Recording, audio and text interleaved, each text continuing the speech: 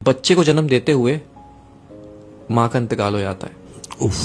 लेकिन शौहर को उसकी बीवी की नसीहत याद होती है कि इस बच्चे का ख्याल रखना है। देखते ही देखते बच्चा वो 3 साल का हो जाता है।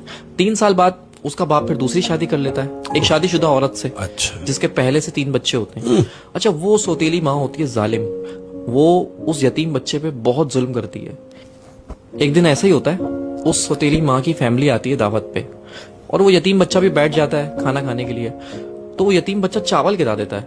तो उसकी सौतेली माँ उसको उठाती है, उसको 2 थप्पड़ मारती है और फिर उसकी चावल की प्लेट के साथ उसको बालकनी में बिठा देती है, सर्दियों की रातों में शीशा बंद करके। अपने बच्चों से हटा के। अब शौहर ऑफिस से आता है तो कहती है कि आप बैठे, मैं आपको खाना लगा देती हूँ।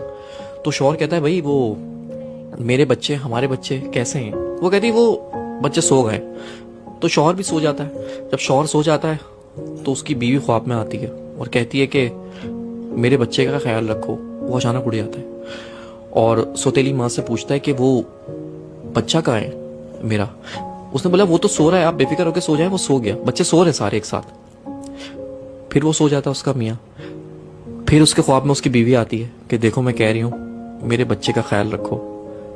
तो फिर उठ जाता है और फिर उससे पूछता है कि वो बच्चा कहाँ है, बच्चे सब खैरियत से हैं? उसने बोला हाँ तुम्हारा बच्चा सो रहा है। फिर वो सो जाता है। तो फिर तीसरी बार वो बीवी उसके ख्वाब में आती है और कहती है कि अब तुम्हें ख्याल रखने की जरूरत नहीं है क्योंकि मेरा बच्चा मेरे पास आ चुका है। वो घबरा के उठता है और सौतेली माँ से पूछता है कि बच्चा कहाँ है मेरा?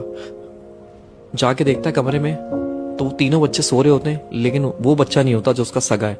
वो उसको पर याद आता है उसकी माँ को कि मैंने तो उसको बालकनी में बंद कर दिया था बाहर। हाँ।